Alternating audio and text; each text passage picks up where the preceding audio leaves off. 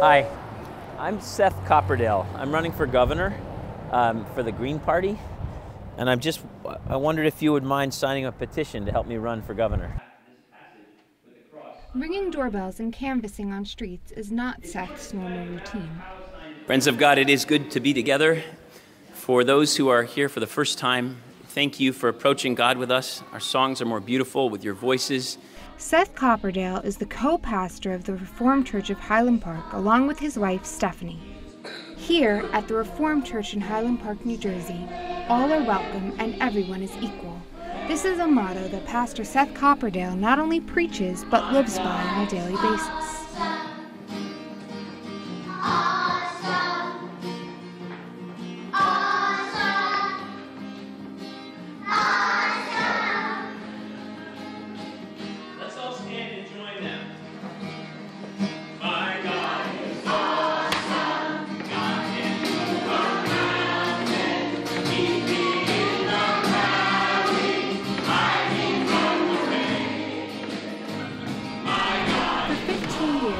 Copperdale has gained some major recognition for his work with refugees.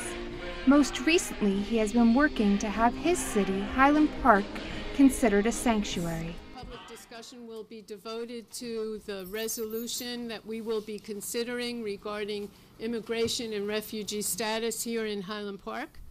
Earlier this year, Copperdale spoke at a town hall meeting in order to get the word out about making Highland Park a sanctuary city. Our town has a chance to engage in the theatrics of love, whether that's something that should happen at a church or at a borough, that could be debated. But at this point, we're all citizens in this mess. Low-hanging fruit is what ICE goes for, and we know that because in 2006, 35 dads got taken in one night from one apartment complex, none of whom had a criminal deportation order. And since that moment, I've been fighting to not have people get sent away. One of those people that he has fought for is Harry, who was originally from Indonesia.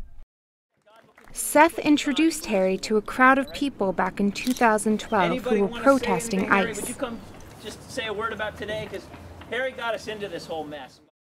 I come to the States, the one reason that really gave me is to looking for a better life and a better future. The Reformed Church of Highland Park, which one Pastor Seth and Pastor Stephanie offering us to get into the church and living in a sanctuary to avoid the deportation from the government.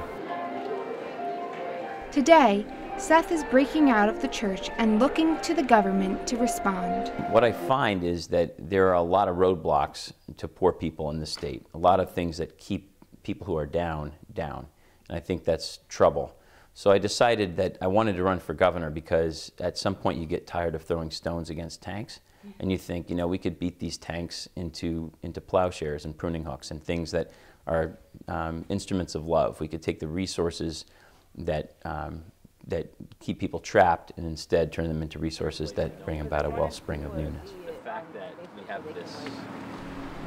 Yes, that's right. This pastor is running for governor, and he is going green.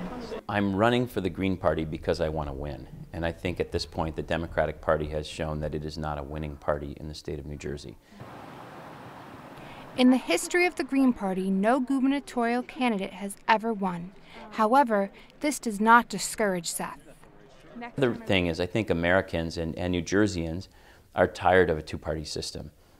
The failure of the Democrats to beat the Republicans when Chris Christie had been a horror for 4 years told me that they don't deserve another chance now at the end of 8 years to blame the last 8 years on Christie. But before he reaches the Statehouse, he will first be reaching for your doorbell. In order to be on the ballot in November, Seth needs 800 signatures by June. According to Seth's campaign manager, Jeff Herzog, he is well on his way to success. Well, we have in our filing cabinet, which currently is really the back of my car, we have 342 signatures of those 800. Going about on some avenue, Almond, Roosevelt. 1411. Oh, Penrose. Penrose. Penrose. 1411 Penrose AC. AC. Over the bridge in Venice Park. All right. Bang, boom, bang. You got it. Yeah, that's Thank right. you. All right, Chef. What's Take your care. last name, Bubba? Copperdale. Copperdale? Yeah. All right. In order to get his name out to New Jersey and get 800 signatures, Seth takes to the streets in cities all across the state. His first canvassing trip was to the city of New Brunswick. Right, so I think that we may be out door to door before any Democrat or Republican. And I think it's exciting that we're doing it in New Brunswick because this is a town that's been totally dominated by the Democratic Party for a long time. And it would not hurt them to have to know that there's real progressive alternatives being offered here in this area, and that there's actually a lot of interest. So the main thing I would want people to know, if you're telling people about me, is that Seth is a candidate who really, really seriously takes the concerns of those who are last first. But under that headline are a tremendous number of issues. Public education, about mass incarceration, about immigration, all sorts of things, and trying to make a more progressive, equal world for everybody. So you're running. So you're running against fucking Chris. Christie's about to be done because he's yo, gonna... I'll sign up. All right. Would you sign for? You running against that big. Get that fuck out of here. Where do I sign? I'll show you. 1 second. Okay. Besides canvassing on streets, Seth also goes to many events, including this year's convention for the American Federations of Teachers, which was in Atlantic City. Here, he addressed STEM, which is a curriculum based on teaching students in 4 specific areas, including science, technology, engineering, and math. I'm concerned that there is an abundance of funding for certain professions and certain areas of education, and less emphasis on others in our society right now. And while STEM-related professions are certainly important, the imbalance in funding directed at STEM from the federal government and private industry suggests to me that state government should particularly emphasize social sciences and humanities and the arts. We need a world that's full of full people.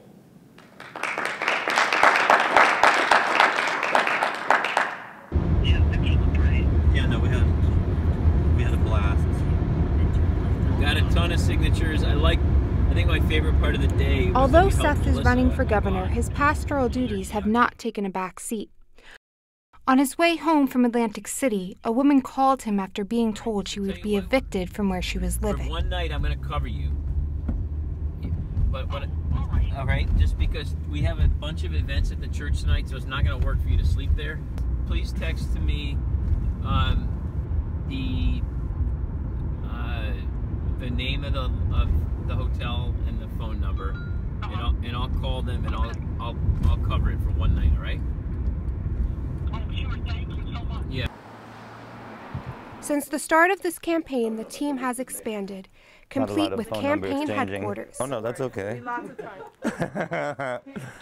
Nate Fishman, who is the operations director of this campaign, has been working on creating focus communities to get Seth's name out to as many people as possible in the state of New Jersey.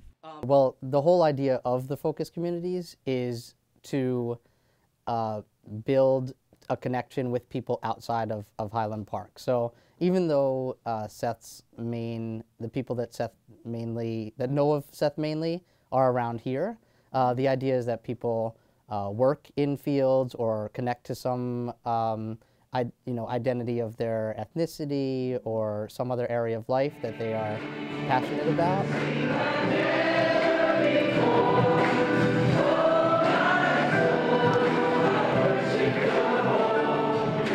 The last or first is a continuous theme throughout Seth's life. Like every 10 seconds, because people get bored staring at Solange and Natalie are 2 women who Pastor Seth has helped.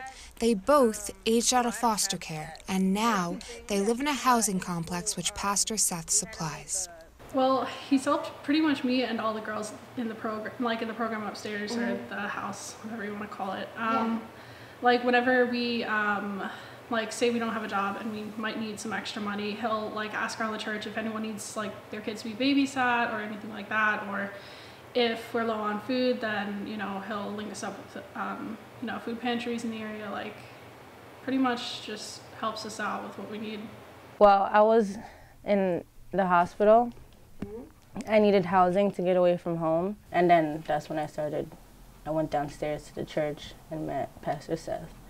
Where would you be if you did not find Pastor Seth or did not find the Reformed Church of Highland Park? I honestly don't know. I would be homeless. If it wasn't for the hard work and dedication from Pastor Seth Capodel, I might not sitting here talking to this camera and then to you right now. I maybe end up in somewhere else with my family.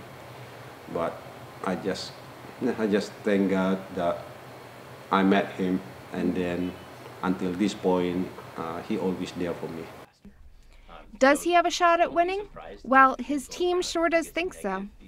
My favorite reason that he can win is because he has developed over the 15 years as a pastor at the Reformed Church a huge network of people who are not traditional Green Party voters, who support and are invested in the work that he's been doing.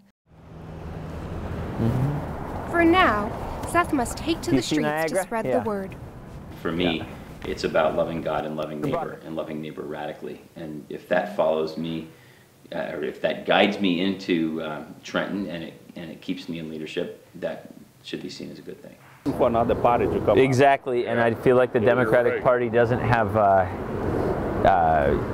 enough people who are normal who are running. It's all extremely wealthy billionaires and multimillionaires, and I'm not that. I'm just a normal guy.